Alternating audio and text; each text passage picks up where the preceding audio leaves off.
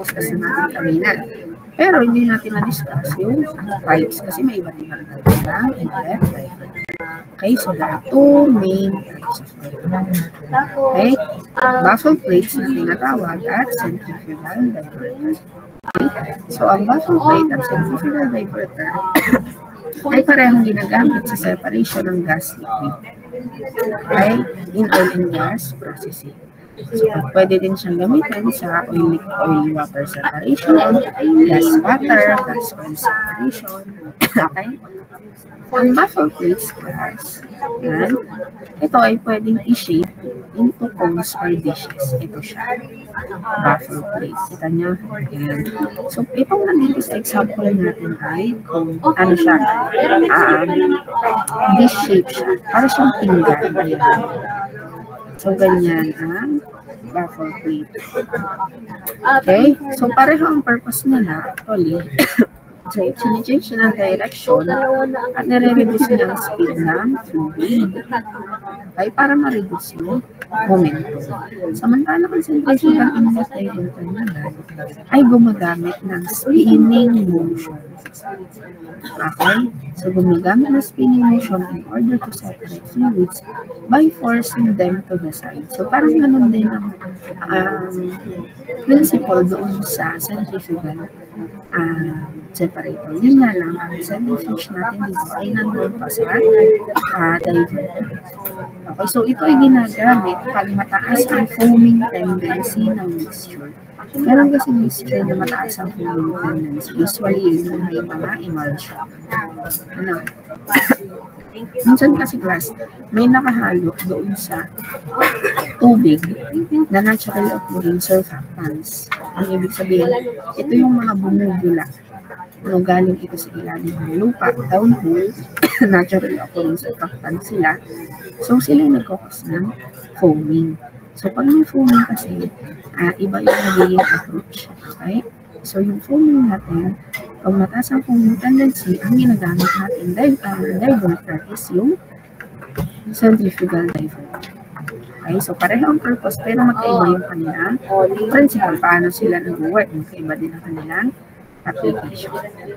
Okay?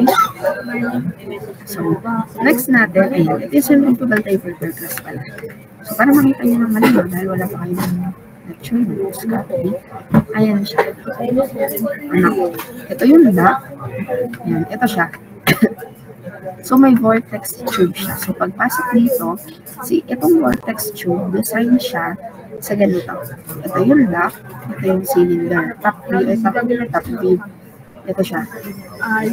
Okay? So, pagpasok mo fluid dito, through this cylinders, yung flow ng fluid, ganyan. Okay? Ganyan siya. Okay, so, paikot. Okay. Next, yung tinatawag natin wave breakers. Ang wave breakers naman ay ginagamit for long horizontal separators. Ibig sabihin yung matataas ang length, makahabang horizontal separator, especially kung makahandle ng high liquid flow rate or fluctuating conditions. Right? So, yung wave breakers natin, hindi pa lang makapaglagay ng wave breakers. Latisin na yung wave breakers.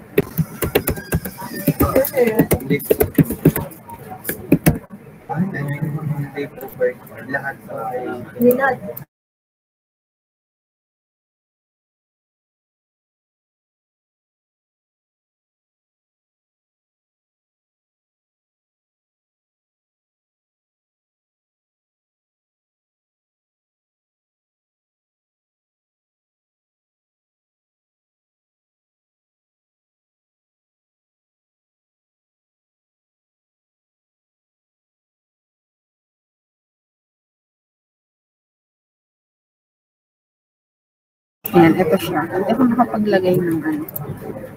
Ilalagay na lang tayo. Ipapakita, ilalagay na lang. Tapos ito, huwag na tayo maglagay ng zero. Kahit ilalagay pa tayo ng zero, Wala na namang wala na namang test. Ayan. Ito ang inlet diverter. Ito.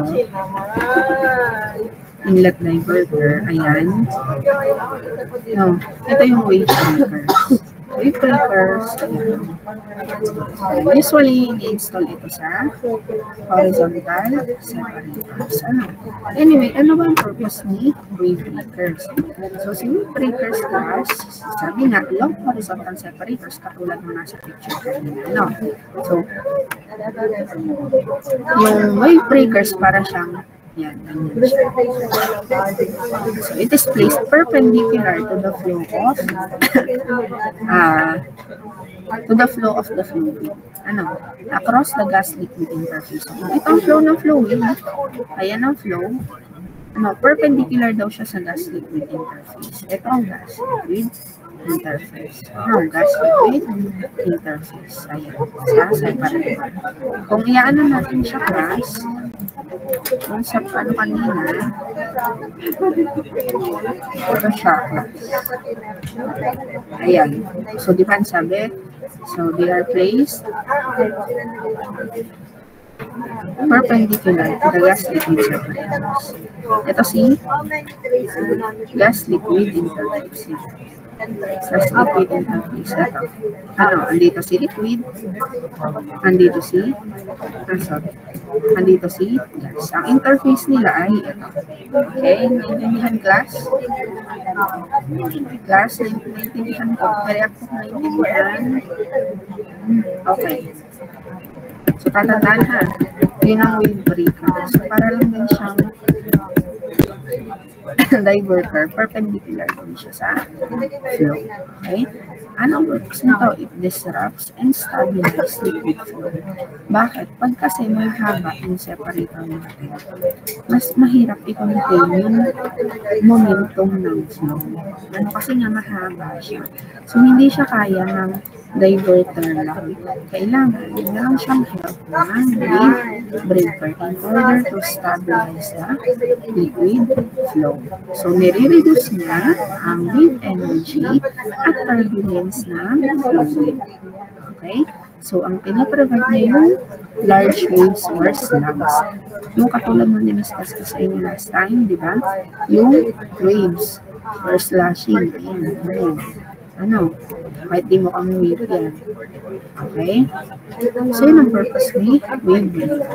To stabilize the liquid flow, to reduce the wave energy and turbulence. Next ay deforming plates. Ang deforming plates naman ay ginagamit sa mga separator na para ma-reduce ang foam formation. So again, hindi lahat ng gas liquid mixture ay may foaming tendency. Minsan kasi may mga tubig na may nakahalo na naturally occurring na surfactants. Yun yung mga tubig na mabula. So kung mabula, may foaming tendency, kailangan merong defoaming plates dun sa separator kasi may foaming tendency. Okay? So, ang purpose ng mga plates nito is to reduce yung foam. Okay? So, dito, mag-flow yung foam. Okay?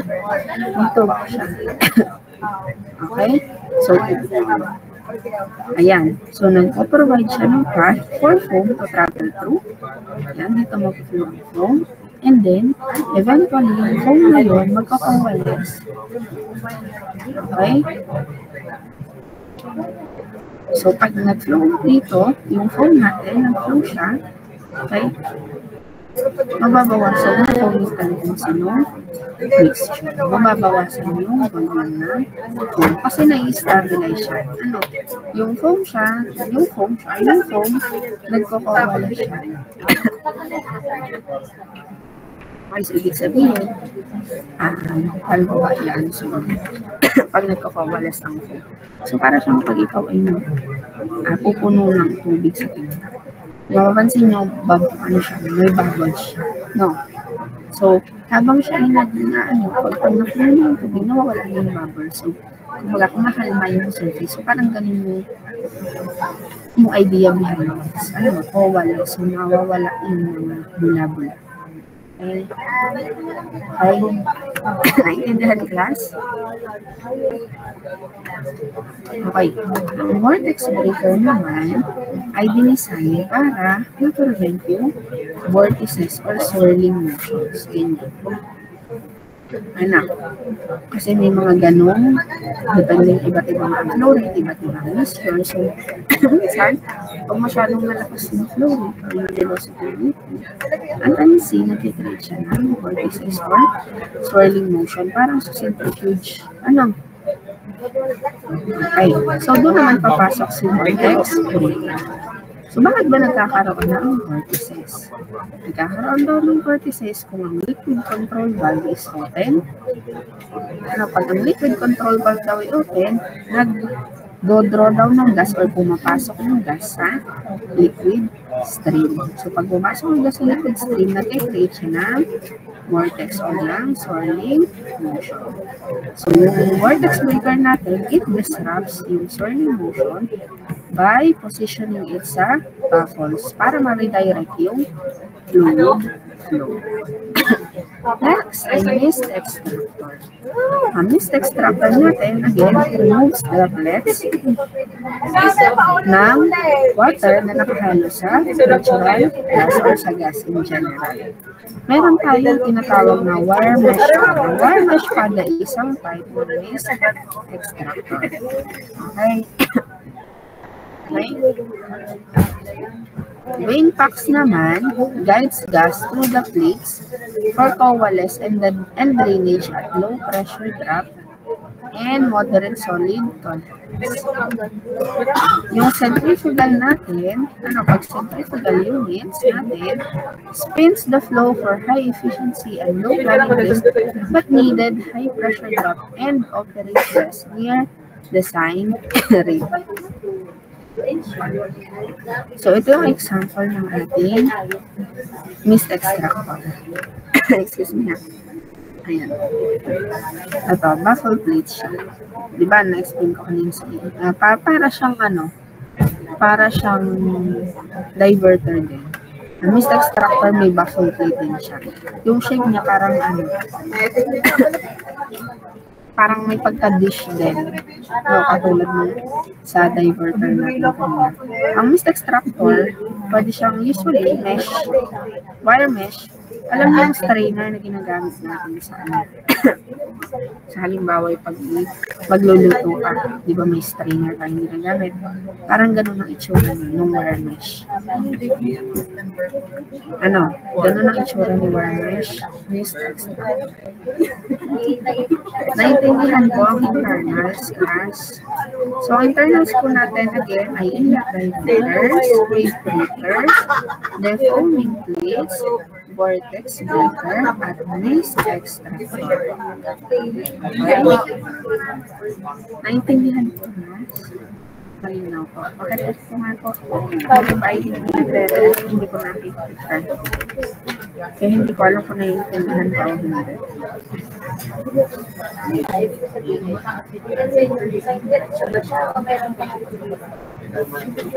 Pagka-discharge natin dito, ito ba yung pipigil dito? Ito mo sa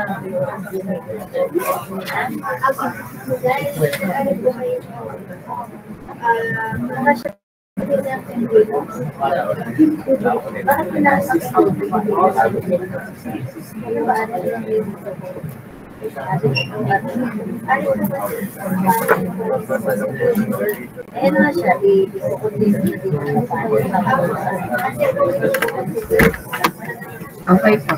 Next ay operating problems.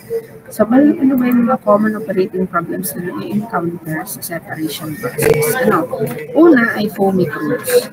Pag foamy ang crude, ibig sabihin may tubig diyang nakahalo. Kasi yung surfactant, natutunaw lang naman siya ay sa tubig. Okay? So, yung foamy crudes reduce settling space. Kasi nga, di ba, halimbawa, horizontal separator tayo, no? Tapos, ang mixture natin ay crude at water. Okay? So, nandito yung ating crude oil at yung ating water. Okay? Kunyari, gravity separation tayo. Kung halimbawa, dun sa crude mixture natin, may crude water mixture natin, may foam, may surfactant. Ang tendency ng foam ay dito siya, settle siya sa ibabaw. Magsisettle siya sa ibabaw.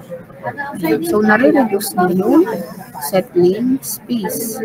And it also cause entrainment. Entrainment, ibig sabihin, halimbawa, kung may mga outlets tayo dito, ang tendency ng foam is bumabara siya. Kaya halimbawa, may mist extract dito. Kunyari, kung may gas na mixture, o kaya yung mga tubes dyan, any outlets or any space na pwedeng pasukan ng foam, doon siya pupunta. Tapos, ang tendency is nagbabara siya. Ang ingay ng Grace. Hoy, Oto, hindi klase ako din ng ingay. Okay. So, nare-reduce niya ang settling space, nagkokos siya ng entrainment. Okay?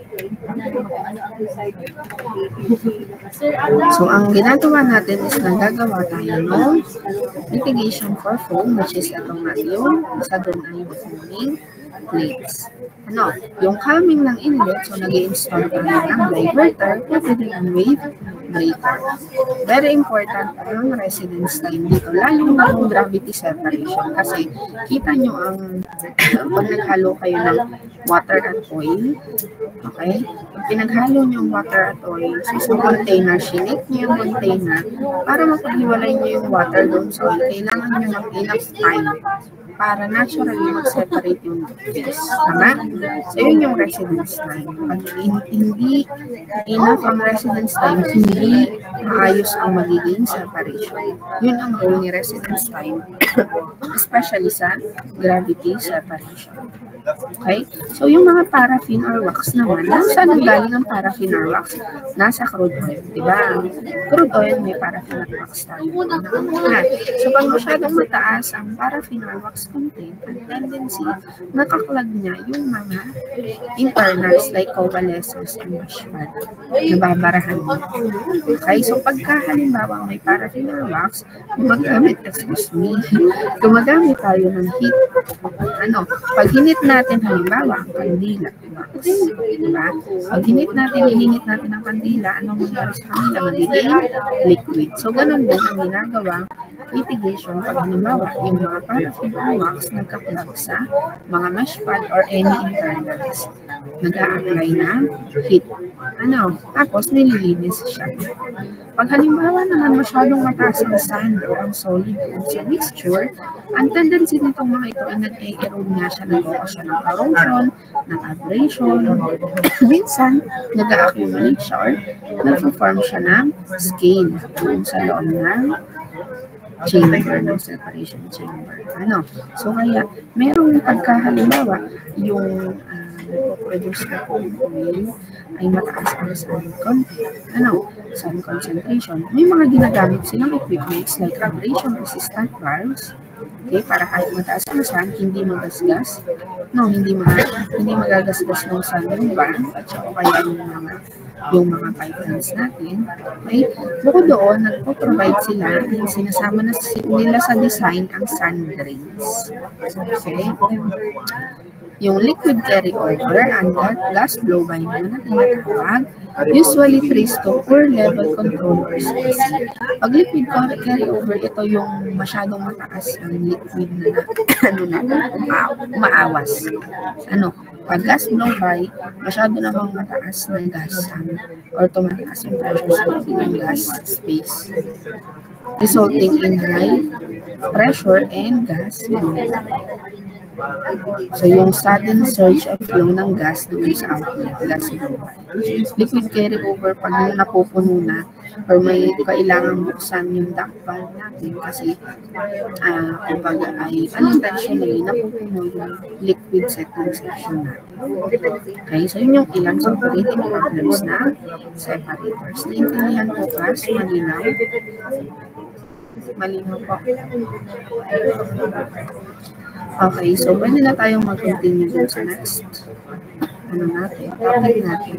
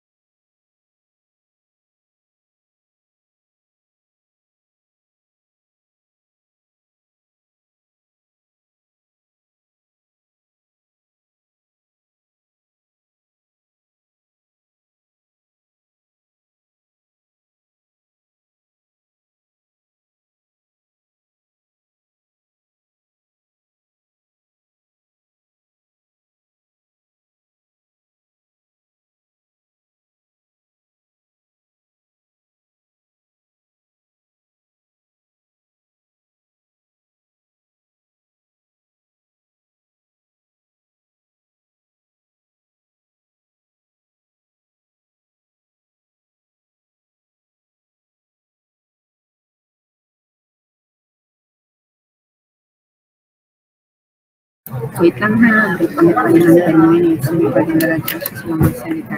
As in, so mag-discuss na natin ay computation, calculation ng isang calculation ng isang polynomial.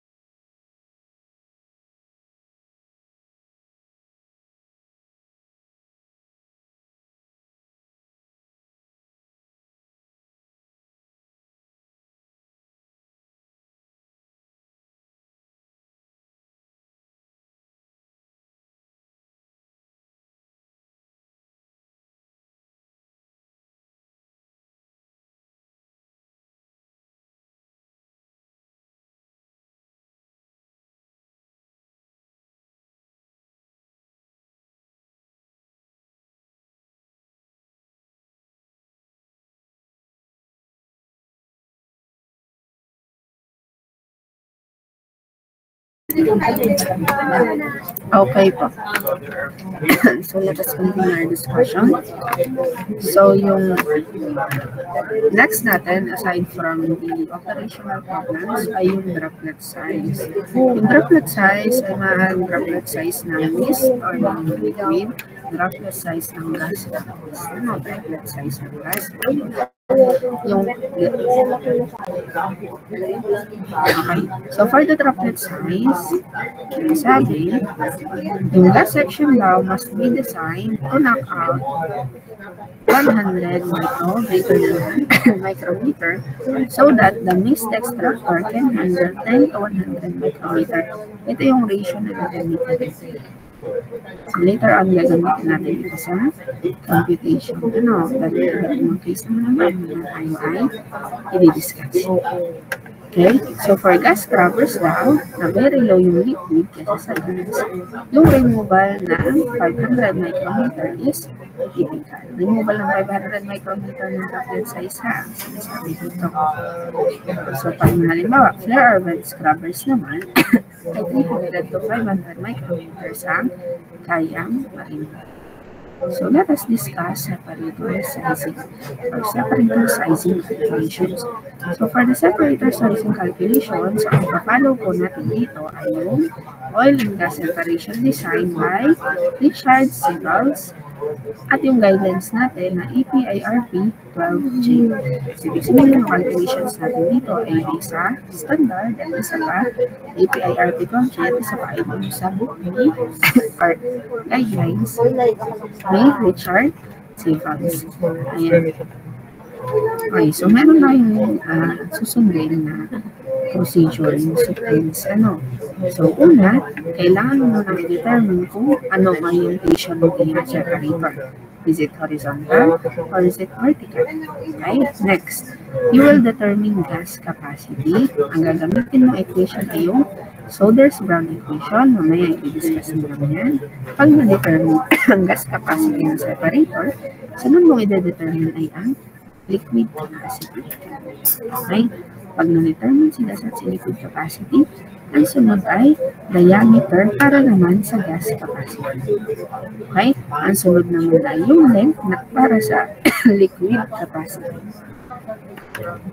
Okay? And then, ang next naman ay i-determine yung inlet and outlet nozzle. And then, yung wall thickness. Ang wall thickness natin ay based sa section 8 rules. Pati yung calculation. Okay? Okay. So, paano ba tayo magsisimula ng separator design? Sabi nga sa guidelines natin, kailangan malaman muna natin kung ano ang orientation natin, kung horizontal or vertical configuration. Okay. So, para malaman mo kung horizontal or vertical configuration, kailangan mo mabasahin ang calculation. Alamin mo kung ano excuse me. Ano ba? Kailangan alamin mo kung ano ang condition ng iyong mixture. Halimbawa, kung ano ang liquid to gas ratio. Okay? Retention, o kaya kung may available na retention time, available na space, at operational constraints. Okay? So again, ang horizontal separator ay ginagamit pag mas mataas ang liquid content, pag mas mataas ang retention time, at pag mas malawak ang space. Okay? Pag hindi problema ang space. Okay? Samantala ang vertical separator ay ginagamit naman pag mas malaki ang gas volume kaysa sa liquid. Okay? Pag mas malaki ang liquid content, pag limited ang space. Okay? So, ang in practice actually sa field, ang decision should be based on measured or simulated process flow data. Pero for the sake of classroom discussion, ito yung gagamitin. Okay. Okay, pag nakapili na kayo ng orientation, ang sunod na i-determine ay gas handling capacity. Ito yung Souders-Brown equation natin. Ano?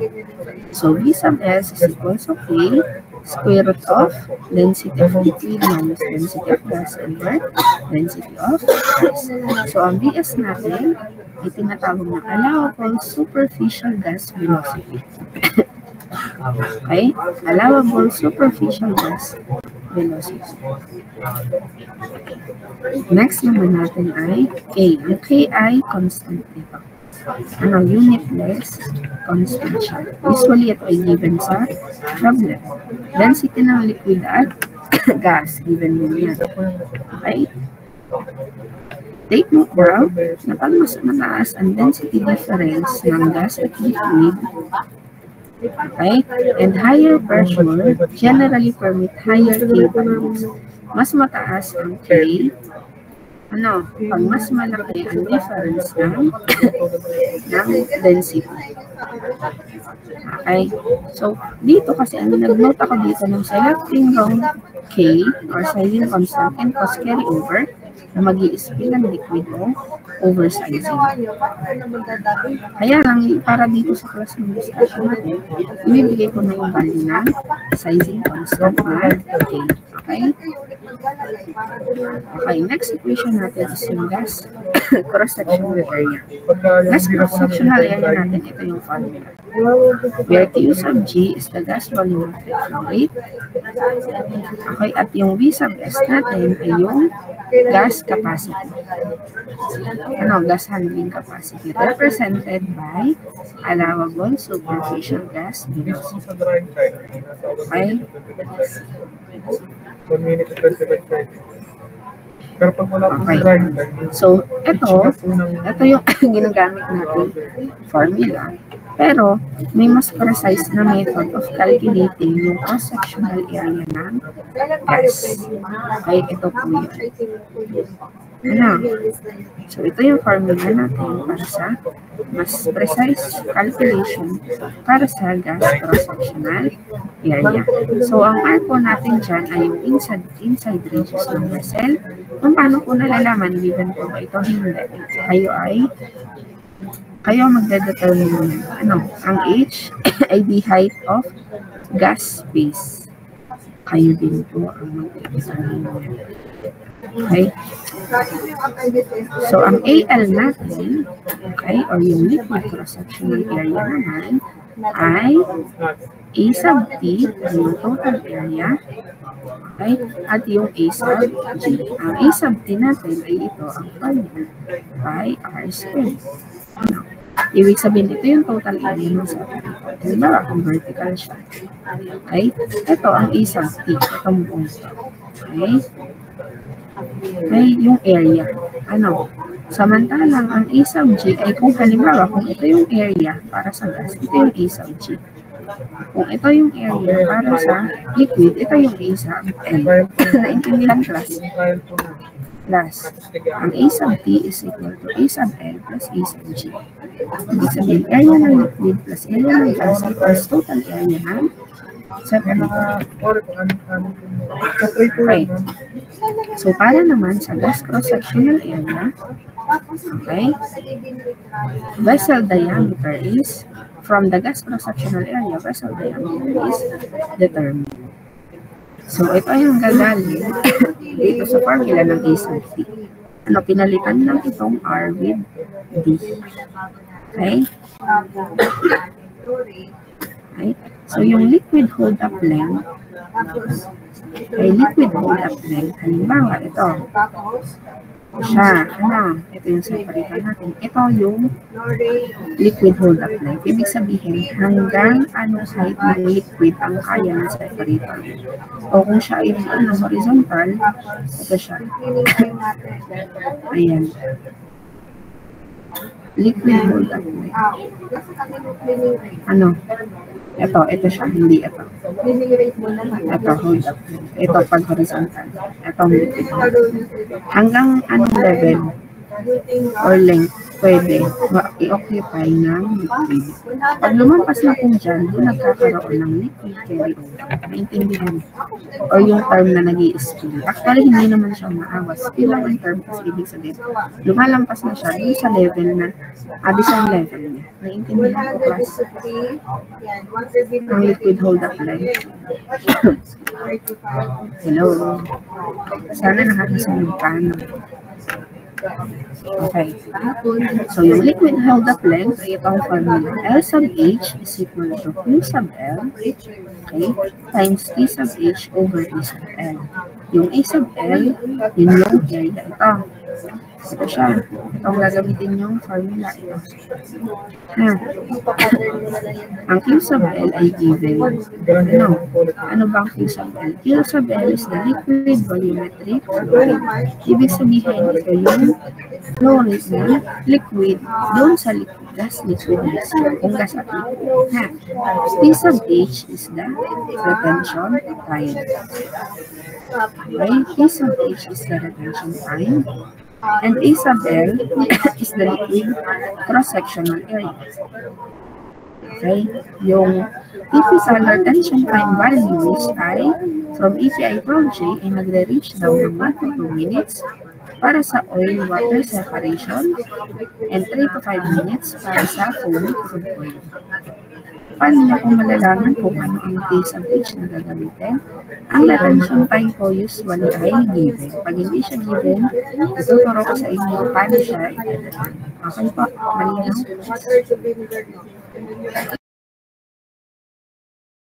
Uy, nakasunod po tayo. Makareact ko na iintindihan pa sinasabi nila. Slash. Hello.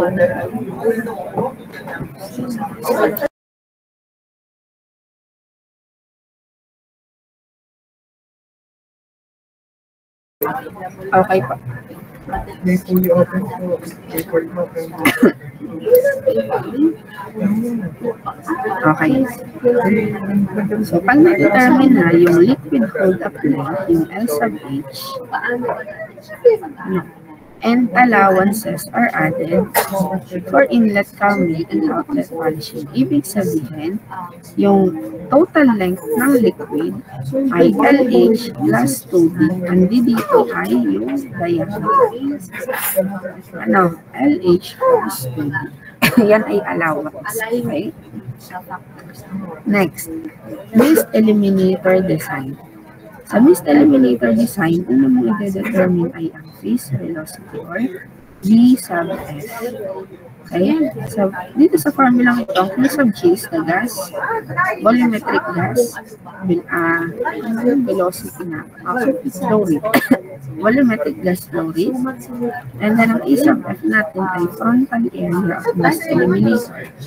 Okay? Kung halimbawa nakastate sa problem ay mesh pad, ang type of mist eliminator, ang allowable phase velocity ay typically nasa range ng 3 to 4. Mamaya, medyo magulo pa siya, mamaya, makikita niyo sa problem paano natin siya gagamitin.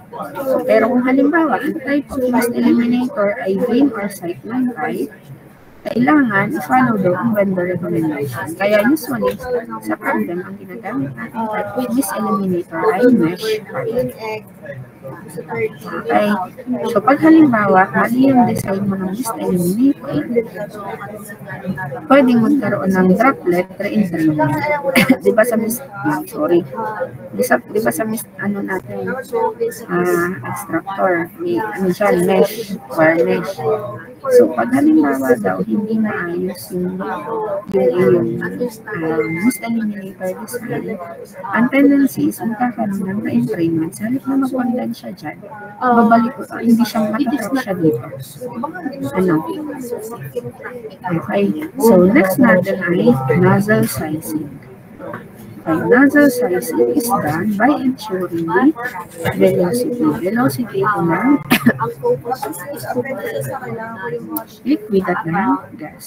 So, ang nozzle sizing natin ay, para ma-ensure nozzle sizing, kailangan natin ng velocity. Ang formula is 4 times flow rate at pi d squared. So, kung halimbawa, liquid ito, ay dito yung VL. Kung gas naman, ay dB sub G. Okay? So, kailangan yung velocity natin daw is within the recommended limit, which is commonly 3 to 5 meters per second for liquid and less than or equal to 0.25 for gases. Ang Q is volumetric flow and D ay nozzle diameter. Okay? So, ang nasal checks must be performed for both maximum and minimum flow condition. And then finally, yung pinaka-last step na gagawin mo is to determine the wall thickness. Gaano kakapal ang wall ng iyong separate. So, nagpa-follow siya sa ASME section 8 division 1. Ang consideration natin dito ay thin cylindrical shell division. Thin cylindrical shell division. So, T is the thickness of the wall, P is the design threshold here, R is the ratio, S is the allowable stress, usually given dito, P is the joint efficiency, also given, 0.6 P, alam mo 0.6 is also given, P, S, and P given in this one. Okay? So, ito ng formula ito ay applicable lang kapag ang ratio natin over yung thickness ay mas malaki compared sa wait lang.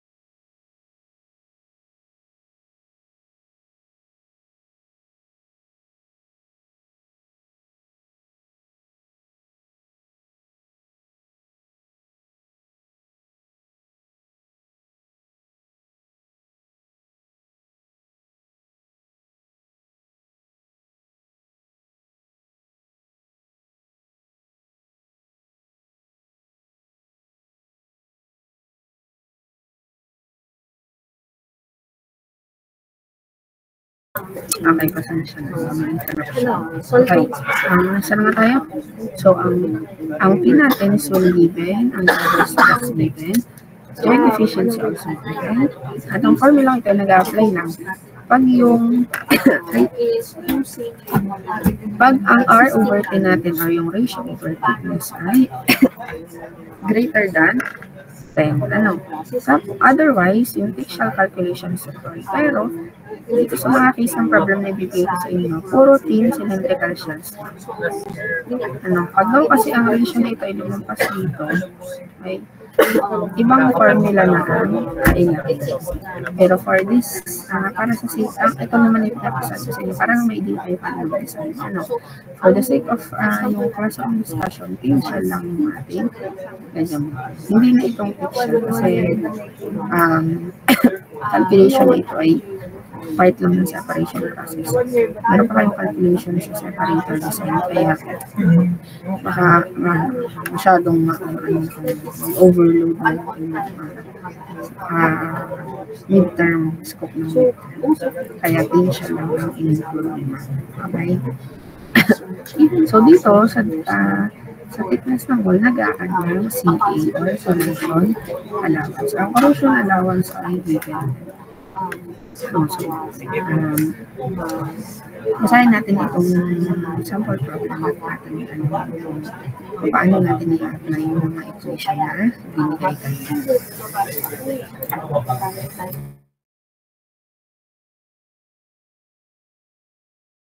Okay.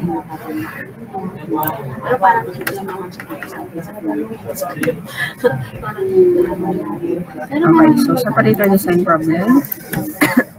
Dito sa case na ito, binigay na kung anong configuration. Binigay na horizontal daw siya. May phase separator. At ito yung condition niya. This should be two-phase actually.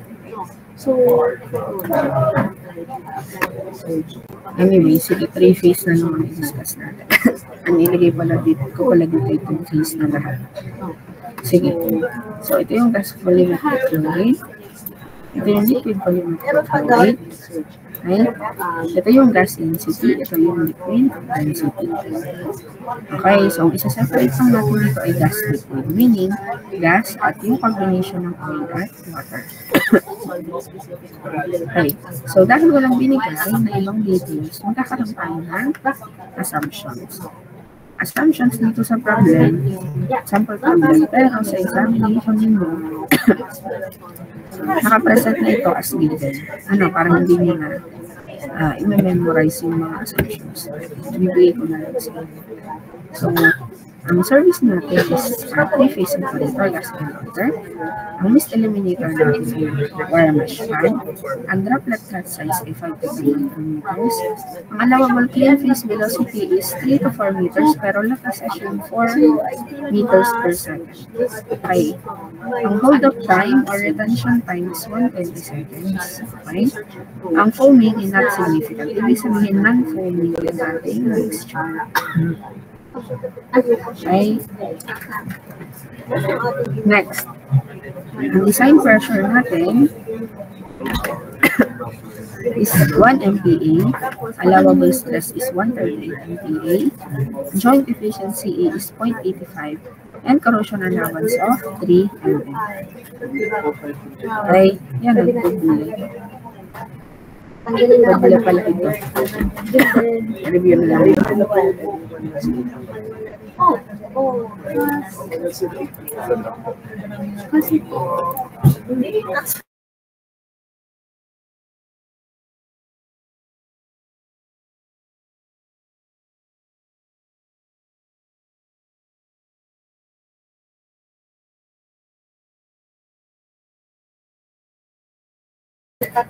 Okay. So again, since given na yung configuration niya na siya ay horizontal, ang next na gagawin na natin is compute the gas capacity. Okay, so how will we compute the gas capacity? Gagamit tayo ng Solders-Brown equation, which is this. Okay, so ang formula natin ay V sub S equals to A square root of density of liquid less square root of gas over square root of density of liquid minus density of gas over density of gas. So, ang given natin K is 0.017. Again, this is given. Talagyan po given itong sa problem natin, sa inyong sample problem, sa exam, ito lahat ay hindi, depende sa case ha, pero kumbaga ay most of this are given. Okay. So, may given tayo K, given ito. Given din ang density ng gas, density ng gas. Ayan, given din sa problem natin. Ayan. So, makakakuha tayo na gas handling capacity na 1.39 meters per second. Okay. Next, required gas cross-sectional area. Ang gas cross-sectional area natin ay ito yung required ha. This is the formula for the required gas cross-sectional area. A sub G is equals to volumetric flow rate ng gas over yung gas handling capacity. So, 1.2 yung ating volumetric flow rate, 1.339, ito yun. Okay, is equal to 0.896 meters per ng gas cross-sectional area. Yun yung required. A required. Next, we determine the total cross-sectional area. Sa total gas cross-sectional area, we have the formula pi r squared. Diba? Kasi ang A sub T natin is equals to A sub L plus A sub G. Okay. So, ang determine natin, diba? Ang na-determine natin is gas handling capacity. Ang next naman natin i-determine ay itong A sub G. Ano ulit yung A sub G natin? Balikan natin ha. So, yung A sub G natin ay Ayan, ito siya. 1.5 kami. Okay? The gas cross-sectional area. Okay, dito.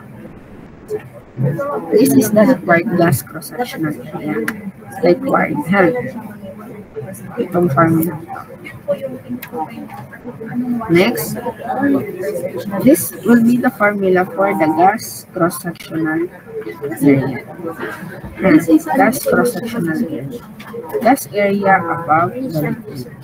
Ito siya. Kung horizontal separator tayo, again, this is the liquid cross-sectional area. This is the gas cross-sectional area.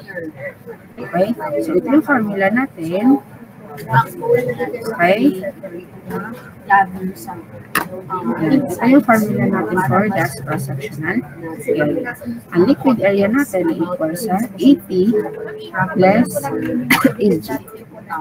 So, sabi, the design must satisfy na yung AG natin is greater than the total gas, required gas cross-sectional area. Wait lang kasi. When there is an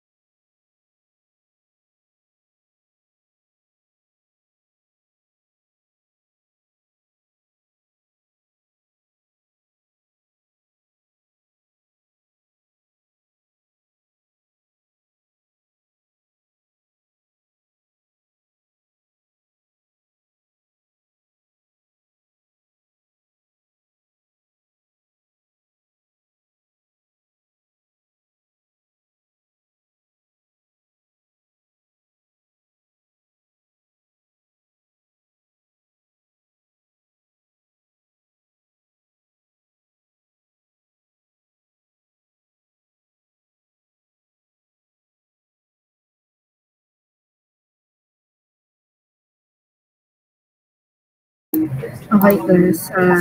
I-stop na lang muna natin yung discussion natin dito. characteristics, function. Ituloy na lang natin siya next week. So may next week ang face-to-face natin ng Thursday. Pero madidiscuss muna natin sa by Tuesday. Basta hindi magkakaroon ng suspension. Sige po. I-stop ko lang muna dito sa Miss Arlene na. Sabi nga, 30 minutes. Mag-attendance tayo. Kasi yung person sa imply, 41. Pero kung enrolled sa akin is 54. Sige po. Mission na naka-open ng mag-attendance. Hindi pwede mag-chat lang sa in-call messages o lang mag-register. Okay? Agilon.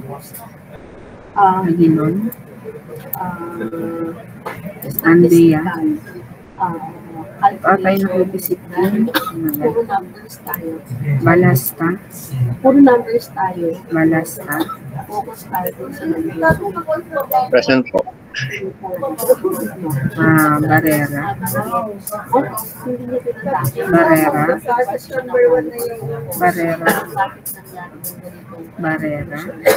si Barrera. Bertolini. Present po, ma'am.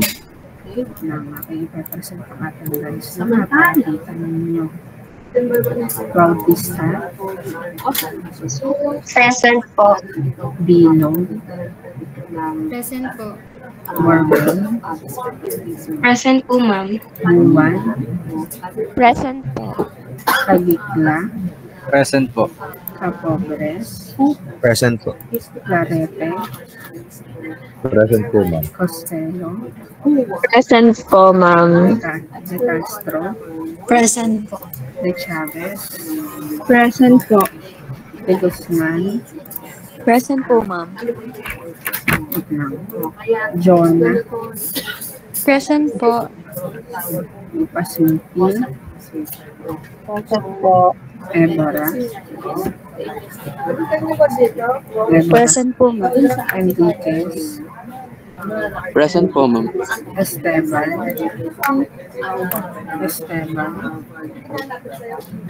wala si Esteban, Lorendo, Ma'am, present po.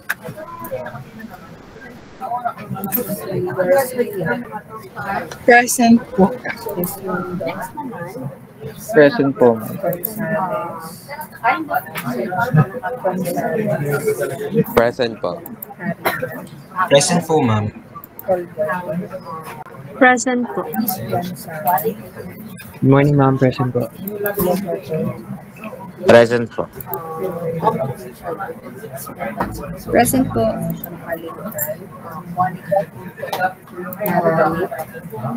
Present po.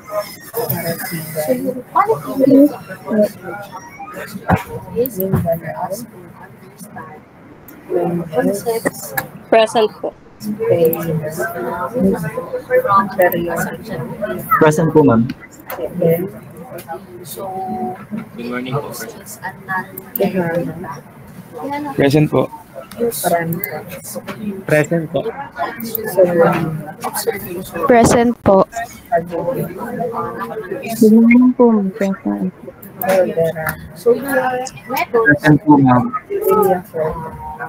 Present po. Balikan ko si Esteban. Wala. Barera. Pwede rin naman Barera. Wala. Ano bang balikan ko? Kahit kasi hindi ko talaga sila. this kind of research is exercise. It often Nagsisipin ba sila? meanings, feelings, or experiences. So usually, yung Again, hindi ko consider focus groups rather than focus group large